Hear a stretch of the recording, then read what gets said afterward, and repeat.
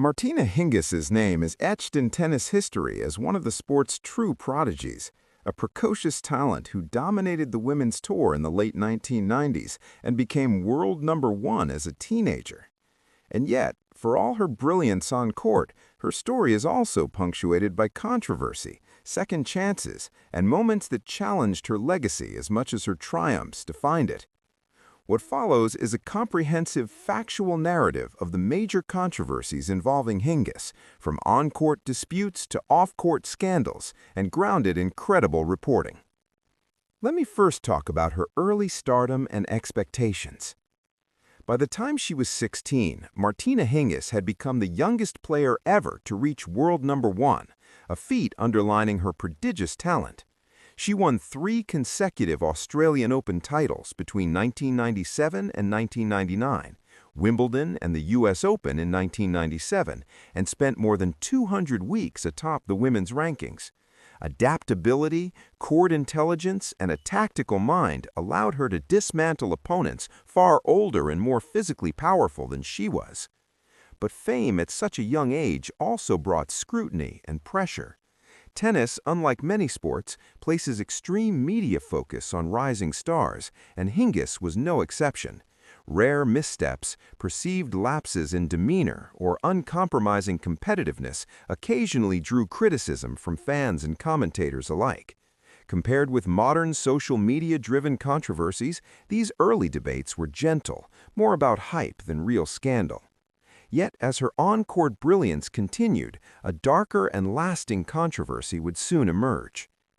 The most notorious chapter in Hingis's career unfolded at Wimbledon in the summer of 2007, not because of any on-court drama, but because of what happened off it. After losing in the third round of that year's Wimbledon championships, Hingis submitted to routine anti-doping testing. Her sample tested positive for benzoyl cocaine, a metabolite of cocaine, a substance prohibited in sport. The turnout shocked the tennis world. In November 2007, at 27 years old, Hingis held a press conference acknowledging the positive result and announcing her retirement from professional tennis. But her announcement was not a straightforward admission. Hingis insisted she was 100% innocent and that she had never taken cocaine or any illicit drug. She described the accusation as horrendous, so monstrous, and spoke emotionally about the impact of the allegation. She even underwent privately arranged tests, including a hair test, which reportedly came back negative for cocaine. Regardless, she decided against a protracted legal fight, expressing frustration and exhaustion with the prospect of challenging the anti-doping authorities. The matter did not end at that press conference. In January 2008, an independent tribunal of the International Tennis Federation formally upheld the positive test and imposed a 2-year suspension backdated to October 1, 2007. Hingis was ordered to forfeit her winnings and ranking points from Wimbledon and subsequent events, totaling roughly $129,000, and her results for that period were voided. It's worth noting that the detected level of the cocaine metabolite was extremely low, and Hingis's camp argued that such trace amounts could be the result of contamination rather than deliberate ingestion. Indeed, later commentary reflecting on the episode has noted that tennis anti-doping thresholds at the time were strict enough that even minute presence led to automatic suspension. Still, the International Tennis Federation's ruling stood, making Hingis one of the most high-profile athletes ever to be suspended under such circumstances, and marking a bitter turning point in a glittering career. The shock of the suspension was palpable. Hingis, who had dominated women's tennis for years and had fought back from previous injury setbacks, suddenly found herself dealing with a scandal that eclipsed her on-court accomplishments. Instead of appealing aggressively, she chose retirement, saying that the emotional toll and uncertainty of a drawn-out legal battle were insurmountable. This effectively ended her singles career, although she later returned successfully in doubles and mixed doubles more than half a decade later. Many in the tennis community were divided. Some defended her character and argued that the outcome was an unfortunate byproduct of overly rigid testing rules. Others said that elite athletes are responsible for everything that enters their bodies, and that the integrity of competition demands strict enforcement.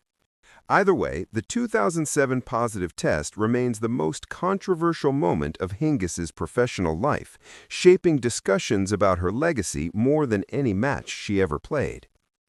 While the cocaine test remains the most prominent scandal, Hingis's life outside the ropes has also attracted attention. In 2001, long before the doping controversy, Hingis was involved in a notable legal dispute with her shoe supplier, Sergio Tacchini. She filed a lawsuit seeking $40 million, claiming that the shoes provided under her endorsement deal were defective and had forced her to withdraw from tournaments due to injury problems. The case spotlighted tensions between elite athletes and equipment sponsors, businesses often eager to protect their commercial image. Though details remain complex and intertwined with contractual law, the lawsuit was widely reported and remains part of the broader narrative about Hingis's career struggles off-court. In a less well headline-grabbing but serious incident, Hingis was questioned by Swiss police in 2013 after her estranged husband, French equestrian Thibaut Houghton, accused her, along with her mother and her mother's partner, of assaulting him at his home. Houghton alleged physical violence and claimed he was struck with an object during a dispute. While police interviews took place and statements were made, no criminal charges ultimately became public, and Hingis's representatives publicly denied the allegations.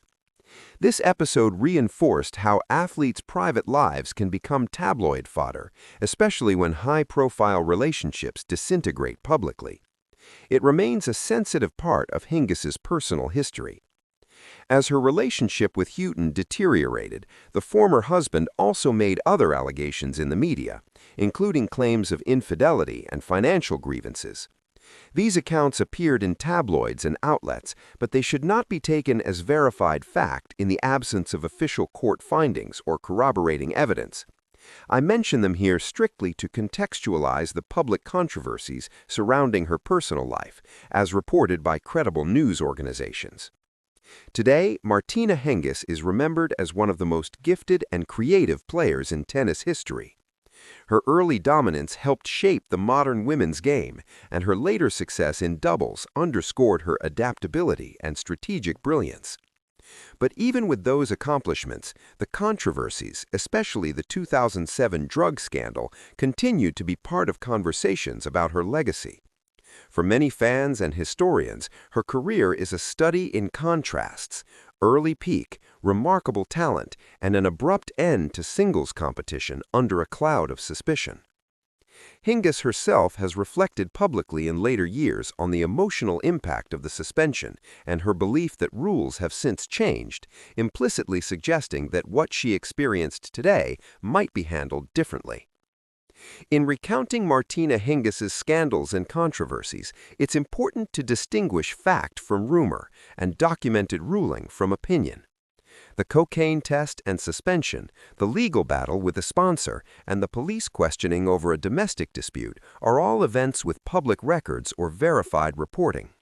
What isn't part of her story, and what has been deliberately left out here, are unfounded accusations or gossip without substantiation.